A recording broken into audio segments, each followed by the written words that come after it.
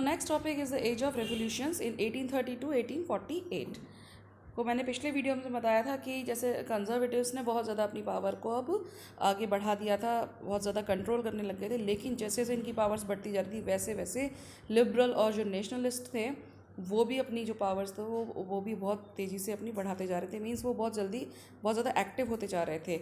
और इसमें ज़्यादातर जो स्टेट्स थे वो यूरोपियन स्टेट्स थे, Italian states, German states and provinces of Ottoman empire, Ireland and Poland, ये सभी इनमें इन्वॉल्व थे, जहाँ पर ये सारी रेवोल्यूशनरी जो एक्टिविटीज़ थी और ज़्यादा तेज़ होती जा रही थी। तो these revolutionaries were led by the liberal nationalist. ये जो रेवोल्यूशंस थे वो किन के थ्रू लिए जा रहे थे? सबसे ज़्यादा जिनके वो थे लिबरल नेशनलिस्ट, ज़्यादातर एजुकेटेड मिडिल क्लास एलीट जो लोग थे उनसे बिलोंग करते थे, प्रोफेसर्स थे, स्कूल टीचर्स थे, क्लर्क्स थे और member of commercial middle classes थे। तो ज़्यादातर ये लोग जो थे जो रेवोल्यूशन लाना चाह रहे थे पूरे यूरोप में।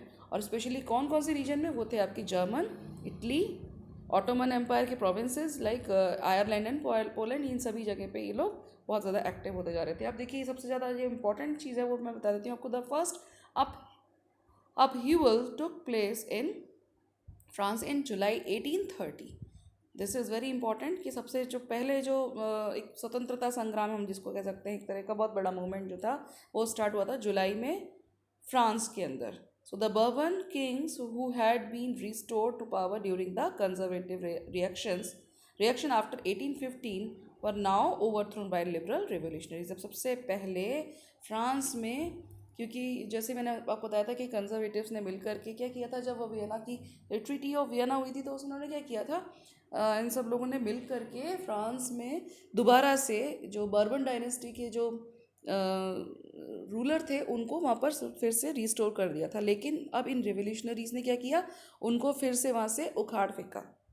ओके, सो सबसे पहले स्टार्टिंग कहाँ से हो जाती है? वहाँ की यूरोप की हो जाती है, फ्रांस से हो जाती है। यूरोप में कोई भी बात होती है तो इसीलिए यहाँ पर देखिए एक जो ये जहाँ पर एक लाइन मैंने आपको पहले भी बताई थी, ये किसकी है? ये जैसे बताए व्हेन फ्रांस स्नीजेस मैटरनिक, जब उसने बताया कि when France sneezes Metternich once remark the rest of Europe catches cold. तो ये बहुत ज़्यादा इम्पॉर्टेंट हो जाता है, right?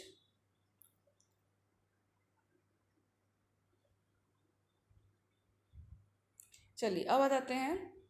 The July revolution sparked an uprising in Brussels. फिर उसके बाद वहाँ पे ब्रसल्स में ये स्टार्ट हो गया यही revolution, which led by Belgium breaking led to Belgium breaking away from United Kingdoms of Netherlands.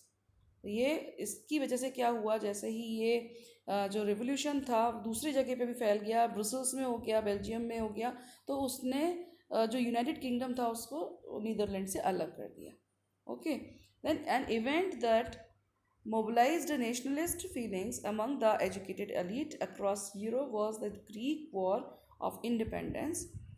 Greece had been part of the Ottoman Empire since the 15th century। भाई यहाँ बहुत इंपॉर्टेंट है Greece के लिए, क्योंकि क्या हुआ था, अब जैसे जैसे ये फीलिंग्स बढ़ती जा रही थी, जैसे मैंने आपको भी एक ये वाली जो लाइन बताई व्हेन फ्रांस स्नीजेस, जो मैटरनिक ने बोला था कि the rest of Europe catches cold, तो वो धीरे धीरे करके अब बीमारी दूसरे जगह पे भी फैलती जा रही थी। अब क्या होने लगा कि जो ग्रीस था जो कि ऑटोमन एम्पायर के अंडर में था, वहाँ पर भी अब लोग सोचने लगे कि अब हमें ऑटोमन एम्पायर से हमें भी फ्रीडम चाहिए, क्योंकि एक मुस्लिम एम्पायर था और उनकी जो कल्चर था वो बिल्कुल भी उन लोगों से मैच नहीं करता था। वो बहुत टाइम से, वो 15th सेंचुरी से वो लोग ऑटोमन एम्पायर के अंडर में ही थे, अब वो उससे आज़ादी चाहते थे। तो ग्रीक में भी इस तरीके की बहुत ज़्यादा लहर फैल गई, वहाँ ग्रीस में भी बहुत ज़्यादा लोग अभी सोचने लगे कि अब हमें भी ऑटोमन एम्पायर से अलग होना ही होना है। So the growth of revolutionary nationalism in Europe is sparked of the struggle for independence amongst the Greeks, which began in 1821. Nationalists in Greece got support from the Greeks living in exile। जो कोई बाहर रह रहे थे Greece से, वो लोग अब उन लोगों से उनको सपोर्ट मिलने लगी जो ग्रीस में रह रहे थे लोगों से।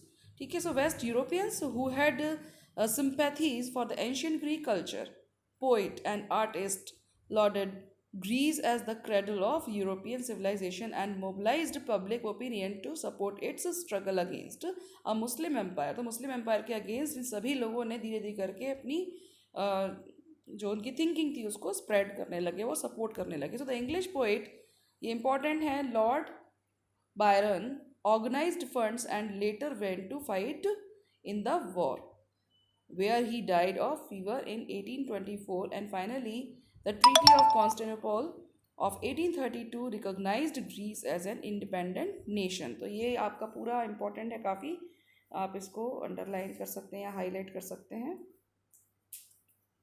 ओके, मैं इसको हाईलाइट करके आपको बता देती हूँ. ठीक है.